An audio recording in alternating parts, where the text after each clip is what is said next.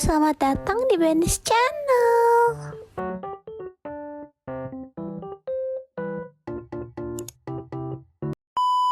There always be a time where you feel so sad inside, but you can't showing to people how you are truly feel. There would be like a time where you feel the variety of emotion, but you can't regulate it so well until you feel so numbed out. But life must be going, and then all you wear all this time is just all the facades. You have to be pretend that you're a cheerful person because people have known you as a cheerful person, and I exhibit like everything seems like so figured out, but actually I got lost in my own life, and then I don't know where to do. I don't know, figure out with my own emotions. So this vlog is going to be like a healing journey as well as a diaries where I can get through my anxiety attacks.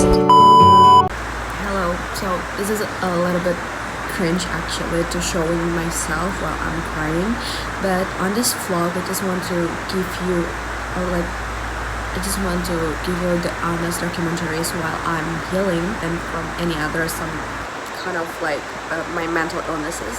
And the reminder for you all guys that experience what I have experienced right now is actually healing is very worth taking time for you in the long run, but it's not easy. It's really hard, I would say, and no one can guarantee that it would be easy anyway. But the thing is that I can guarantee and I assure you is actually all the healing journey is so worth it by the end of the day already. And this is just like while I'm hit of my breakdown state phase again. And so yeah, I can cry as well, and sometimes I just want to going back to my default mode and just not starting off my healing journey, and it would be easy to follow the old pattern rather than create the new one. But I choose to stick to my healing journey and to stay to myself and commit to myself that I want to be healed, because I can't live this life any longer with the same old pattern, and then I need to inherit my trauma to my next generation, which is my future kids, if I wanted to have a kid.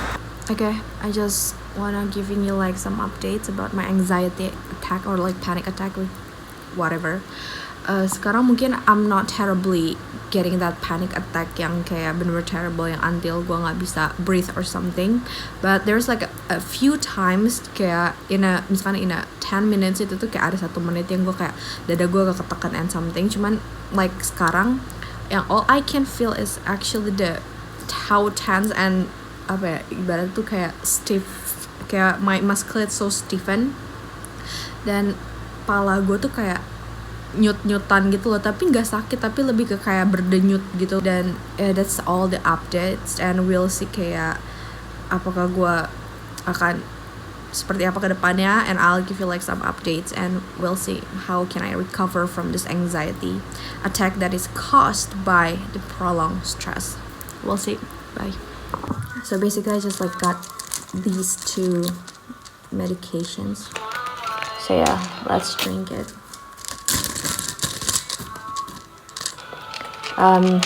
This is going to be just like the witness you're going to witness where if this medication really works out for me or not to reduce my panic attack. So let's drink it. Cheers, everyone.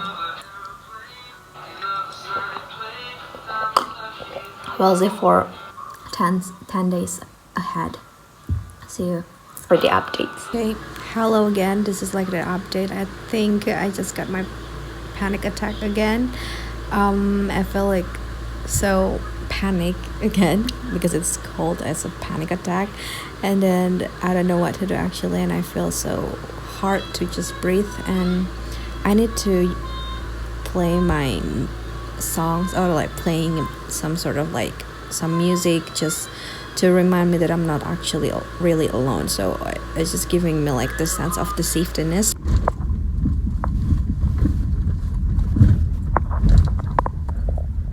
I wake up from my sleep and I got out of the sudden panic attack again, and I can't handle it anymore, so I decided to went to my auntie's house. So I packed my things immediately, and yeah, I ordered a car.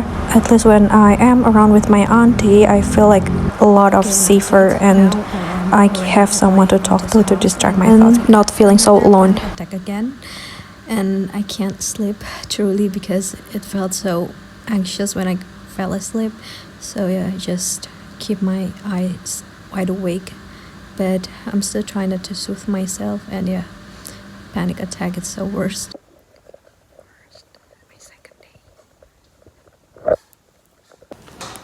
So this is the second day I drink the Medichilim anxiety medicine. It made your anxiety get worse. I barely sleep for like an hour in a day. All I can do is just like walk. I can distracting myself from the pain from anxiety attack or panic attack. I suppose this is the third day of drinking the medicine.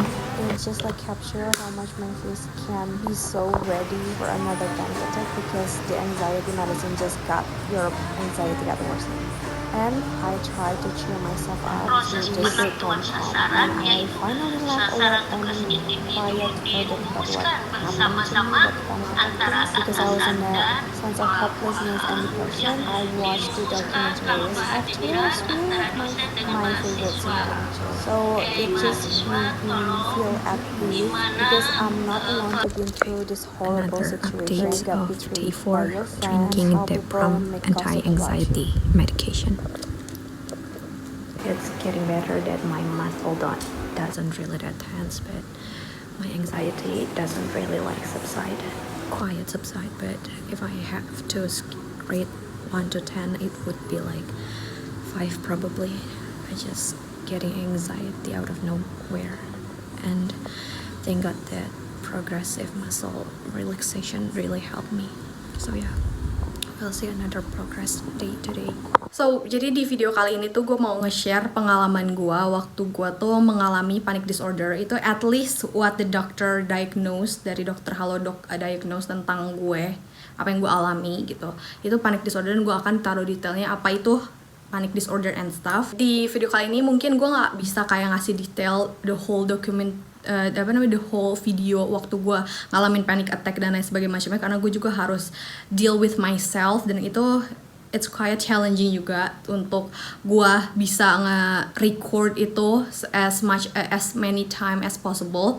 Cuman di sini gue bakal give the explanation aja kayak during the phase dari si panic disorder itu tuh kayak gimana, dan bagaimana kayak mengeducate kalian bagaimana obat anxiety itu tuh bekerja di tubuh seseorang. And I'm so sorry karena audionya agak sedikit gak clear, cuman ya udahlah. Anyway, di hari pertama itu tuh gue akan ceritain dulu sedikit gitu kenapa gue bisa jadi kena panic disorders and stuff. Ini tuh berawal dari pertama kalinya itu adalah waktu gue masih SMP. Di situ kayak ada kejadian dimana it was quite traumatic for me, dan it give me like the profound effect after that event. Dan di situ gue pertama kalinya mengalami anxiety attack or panic attack, I don't know. Cuman kayak gue ngerasa kayak I cannot breathe well, dan gue ngerasa kayak feel choke juga. Tapi hal yang bikin gue kayak gitu tuh adalah hal yang jelas gitu, bukan suatu hal yang kayak constantly. Kalau misalkan gue panic disorder itu kayak constantly in a situation dimana gue tuh selalu kena attack yang tiba-tiba. Kalau itu tuh bener-bener sekali doang, dan gue gak bisa nafas, dan gue kayak deg-degan, bibir gue pucet banget, terus kayak agak lightheaded gitu, feeling dizzy dikit doang, terus habis gitu udah reda, dan gak ada constant attack lainnya, jadi cuma sekali doang. Dan itu bukan pertama kalinya juga gue, setelah kejadian event itu tuh gue suka mengalami panic attack, tapi cuma beberapa kali doang. Kayak misalnya ada something yang triggering diri gue untuk mengalami si panic attack itu sendiri. Gue akan ngerasa kayak kepala gue pusing, bibir gue pucet banget, terus kayak lemes, jantung gue tuh mompanya kenceng banget, terus gak bisa nafas very well, dan lain sebagainya macamnya itu.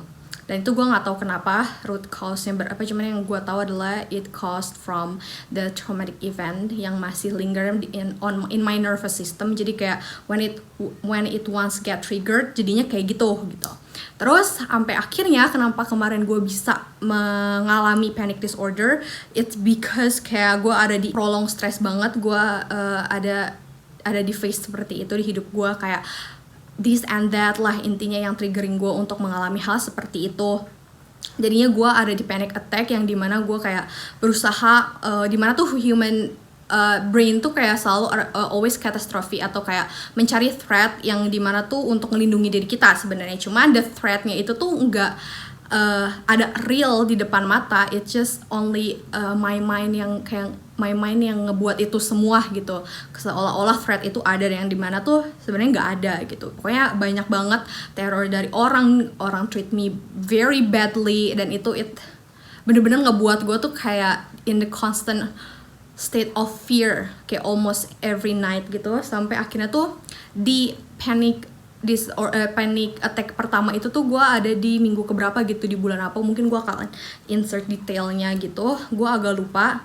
Terus abis kayak gitu, sampai gue di panic attack itu tuh gue nelfon nyokap gue karena gue jodohin nyokap gue, dan gue nggak bisa keep up lagi. Gue nelfon sepupu gue, dan sepupu gue ngechat gue untuk kayak ya udah dia pesenin gokar lah, intinya gue pergi ke Bintaro, ke rumah sepupu gue lah intinya, biar gue tuh ada teman. Karena kalau misalnya gue sendiri, gue nggak bisa. Orang kalau lagi panic attack, dia tuh nggak bisa sendiri, dia harus ada orang dan harus ada something that distract diri gue ya gitu, ada distract orang tersebut yang kena panic attack.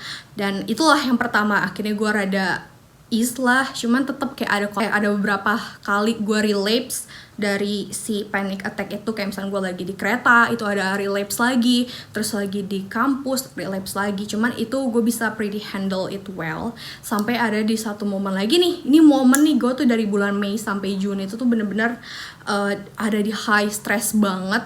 Dan stresnya itu tuh bukan dari satu source doang, tapi dari many sources, yang kayak satu baru selesai, ada lagi selesai, ini ada lagi. Dan itu bener-bener gue gak bisa ngebuat gue tuh untuk process my own emotions, dan even kayak untuk keringetan ini gerah, untuk ngeproses kayak rasa takut gue aja tuh gue belum bisa. Jadi mungkin numpuk gitu sih rasa emosi-emosi ketakutan tersebut, dan akhirnya tercultivate jadilah panic attack itu sendiri.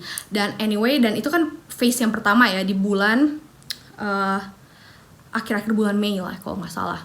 Terus akhirnya ada lagi di bulan Juni, menurut gue ini tuh wave yang agak gede, paling besar banget. Sampai gue tuh balik lagi ke psikiater gue. Jadi gue tuh dulu gue masih didiagnose dan gue ada BPD and bipolar. Cuman gue kayak udah gak pergi ke psikiater lagi, sampai akhirnya gue menghubungi psikiater yang di Halo Dokter karena gue butuh immediate dokter pada saat itu. Jadi akhirnya gue menghubungi dokter dari Halo Dok. Gue akan insert foto si dokternya di sini. Dan gue suka sih so far sama dokter itu, karena dia tidak mengsuggest untuk drink medicine, karena dia juga against untuk the idea of we have to be dependent on the medicine itself gitu, without any meditation stuff, atau kayak without any alternative stuff untuk untuk heal from my mental illnesses.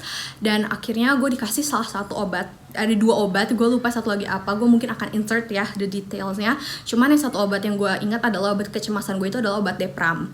Akhirnya gue minum lah pada saat malam, karena disuruhnya adalah malam hari. Gue pikir pada saat itu gue akan merasakan the sense of relief, yang dimana kayak oke, I finally can sleep very peacefully and deeply gitu. Ternyata guys, enggak, karena si Depram itu mengandung SRRI, yang dimana itu tuh kayak serotonin hormon. Dan serotonin hormon saat masuk ke dalam badan itu the body need to adjust to the hormone yang dibawa dari si obat Depram itu sendiri, yang dimana itu nge-cause anxiety gue getting worse. Oh my god, that was like such a nightmare and a very worst experience I've ever ya gitu. Pokoknya experience yang paling worst menurut gue. It was such a nightmare banget buat gue. And then ya di situ gue akhirnya, karena gue sendiri lagi, gue pergilah ke tante gue di daerah Depok gitu.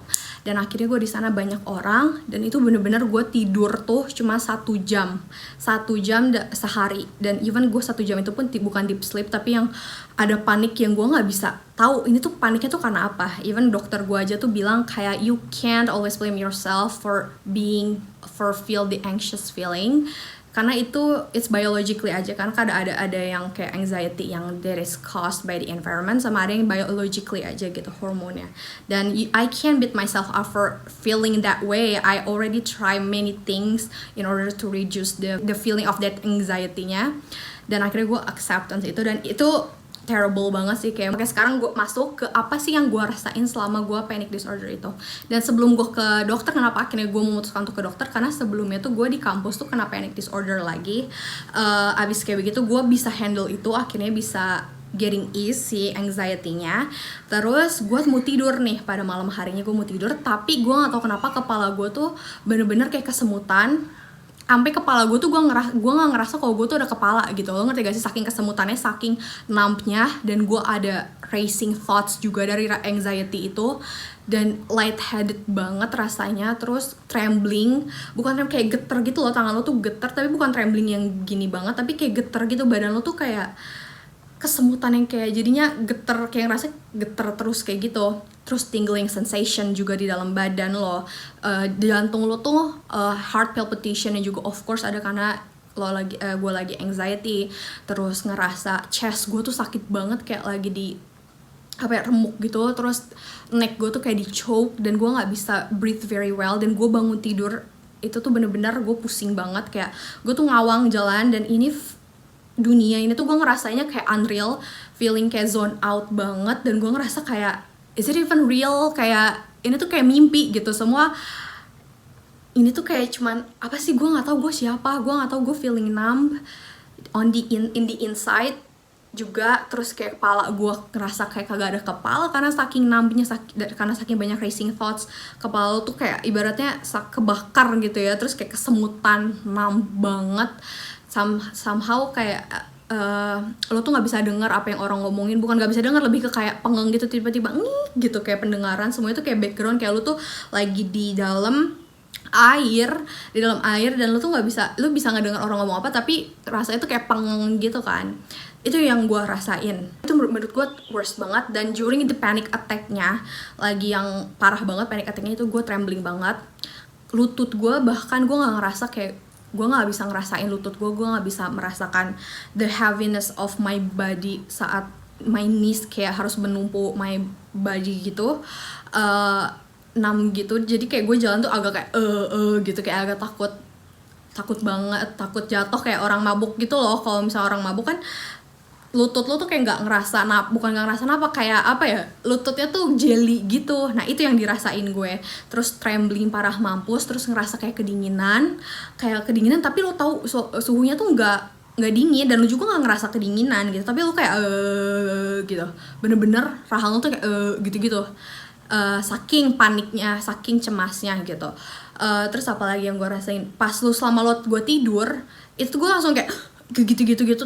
Terus lo yang kayak saking paniknya, lo nggak tahu lo tuh paniknya apa, lo mau nggak address the feeling of the anxiety-nya aja tuh lo nggak tahu apa the source of that anxiety-nya aja, kayak out of nowhere itu cuma datang aja gitu. Ternyata itu adalah reaksi dari si obat tersebut, dari obat Depram tersebut. Dan akhirnya gue nelfon dokter tuh pagi-pagi. Gue baru kemarin gue ke dokter, gue telepon dokternya di Halodoc lagi karena kok cemasnya malah makin parah, dan ternyata ya emang benar. Dan gue juga bakal ngasih kayak apa aja sih kalau misalkan efek samping dari kalian tuh meminum obat kecemasan, gue taruh di sini. Nah sebelum gue untuk memutuskan ke psikiaternya ini, gue juga tuh sempat ke dokter umum gitu, sempat ke dokter berkali-kali karena gue ngerasa kayak gue sakit lambung mulu. Gue minum obat nggak ngaruh gitu, paling kayak cuma seminggu, terus habis gitu gue lambung lagi. Dan lambungnya tuh sampai yang kayak muscle gue tuh sakit gitu, punggung gue terus kakul apa segala macam, sampai gue nggak bisa nengok kanan kiri kayak gitu. Kayak gue questioning gitu, kayak kenapa ini gue bener-bener dari lebaran, dari April sampai Mei Juni gitu tuh kayak terus-terusan lambung. Kata gue kayak ngapa nih lambung gue parah banget. Dan gue pergi ke dokter umum, gue jelasin, dan itu kayak ya itu sebenarnya tuh bisa juga jadi si lambung ini tuh karena banyaknya pikiran gue dan nge-cause ke lambung gitu. Jadi psychological yang kita rasain itu tuh bisa nge-cause ke fisiologi diri kita gitu.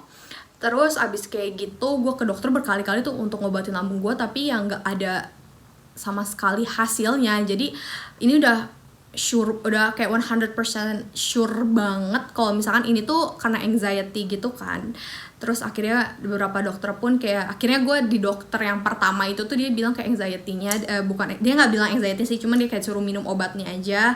Ini diagnosenya ya emang ada lambung juga gue kan, penyakit bawaannya juga. Tapi dia juga ngasih tau ke gue untuk jangan terlalu difikirkan dan cari find my own happiness and then forget for a while apa yang ngebuat gue stres, dan intinya bikin diri gue happy lah.